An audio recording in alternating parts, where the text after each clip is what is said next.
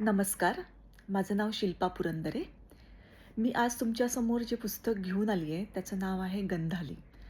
ह्याचे लेखक आहेत रणजित देसाई आणि हे 1971 साली पब्लिश झालं होतं. ह्याचे पब्लिशर्स आहेत मेहता पब्लिशिंग हाऊस. हे खूप जुनं पुस्तक आहे आणि हे लेखक जे आहेत रणजित देसाई, हे आपल्या मराठी वाचकांना सगळ्यांना माहिती असतीलच. आपण सगळ्यांनी ह्यांची बहुतेक सारी पुस्तकं वाचली असतील. त्यांच्याबद्दल काय बोलायचं म्हणजे ह्यांची लेखणी, ह्यांचं भाषेवरचं प्रभुत्व इतकं चांगलं आहे, की आपण एकदा पुस्तक हातात घेतलं, की ते खाली ठेवावंसंच वाटत नाही. असंच हे पण एक पुस्तक आहे. हा ॲक्चुअली कथासंग्रह आहे. ह्याच्यामध्ये 5 कथा आहेत आणि ह्या सगळ्या ऐतिहासिक प्रेमकथा म्हणू शकतो आपण ह्यांना. ही कथा जी आहे तिचं नाव आहे वीराणी. मेहरुनिस्सा आणि सलीम यांची ही प्रेमकथा आहे आणि प्रेमासाठी त्यांनी कशाप्रकारे सर्वस्व पणाला लावलं, ह्याची ही कथा अतिशय सुंदर रंगवलेली आहे. आणि हे दुसरे-तिसरे कोणी नसून नूरजहाँ आणि जहांगीर ह्यांचीच ही गोष्ट आहे. अतिशय सुंदर लिहिली आहे, अतिशय छान वाटतं ही वाचताना आणि आपल्या डोळ्यासमोर अक्षरशः सगळे प्रसंग उभे राहतात. इतकी ही छान रंगवली आहे. दुसरी जी कथा आहे तिचं नाव आहे असा रंगला विडा आणि ही जी आहे ती राजनर्तिकी माहेलका आणि रावरंभा निंबाळकर या दोघांमधली आहे.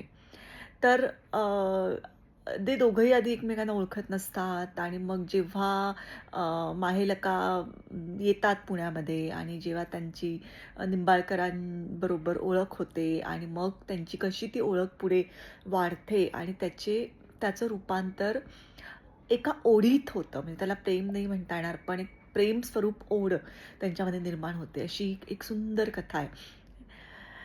तिसरी जी आहे अशी छेडली तार.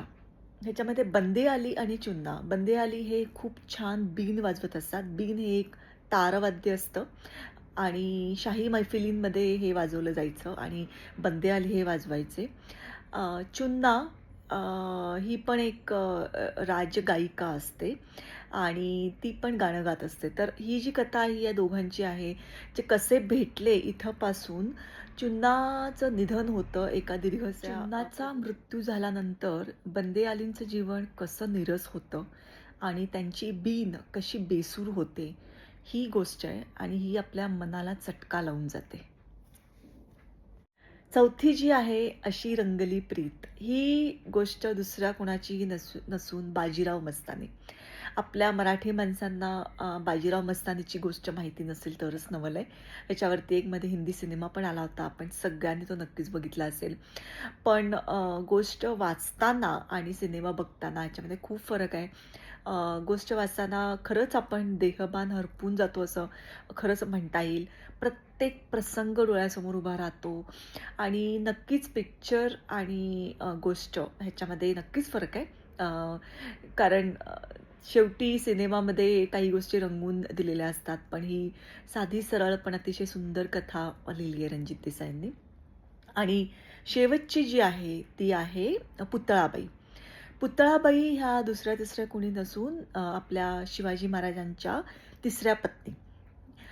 त्यांना कुणीही मुलबाळ नव्हतं आणि ही जी गोष्ट आहे ती संभाजी महाराज जेव्हा परत येतात त्यांना अटक झालेली असते आणि तेव्हा म्हणजे शिवाजी महाराज निवर्तल्यानंतरची लगेचची ही गोष्ट आहे. संभाजी महाराजांवरती बरेच अत्याचार होतात तेव्हासुद्धा राजाराम महाराज ना पटावरती बसवलं जातं. पण मग पुतळाबाई पुढाकार घेतात आणि संभाजी महाराजांना पुन्हा पटावरती बसवतात. पूर्ण राज्यकारभार त्यांना त्यांच्या स्वाधीन करतात आणि मग त्या सती जातात आणि त्यांचं आयुष्य अक्षरशः सोन्यासारखं बनतं. अशा प्रकारची ही गोष्ट आहे. जरी ह्याला थोडासा राजकीय वास असेल किंवा त्याच्यामध्ये राजकीय काही संदर्भ असतील, तरीसुद्धा ही शेवटी शिवाजी महाराज आणि पुतळाबाई यांच्यामधल्या प्रेमाचीच गोष्ट आहे. पुतळाबाईंना शिवाजी महाराजांबद्दल वाटणारं प्रेम आणि म्हणूनच त्यांनी सती जायचा घेतलेला निर्णय ह्याची गोष्ट आहे. या सगळ्याच कथा इतका सुंदर आहेत, की जसं मी पहिल्यांदा म्हणलं तसं, आपण एकदा हे पुस्तक वाचायला घेतलं आणि एकदा एक कथा वाचायला सुरुवात केली, की ती पूर्ण वाचल्याशिवाय आपण थांबूच शकत नाही. इतकं सुंदर लिखाण आहे. रणजित देसाईंबद्दल काय बोलणार मी मी कोणीच नाही त्यांच्याबद्दल जर कुणी हे पुस्तक वाचलं नसेल तर हे नक्की वाचा आणि मलाही अभिप्राय कळवा. तुम्हाला जर माझा हा रिव्ह्यू आवडला असेल तर या माझ्या चॅनलला नक्की लाईक आणि सबस्क्राईब करा. धन्यवाद.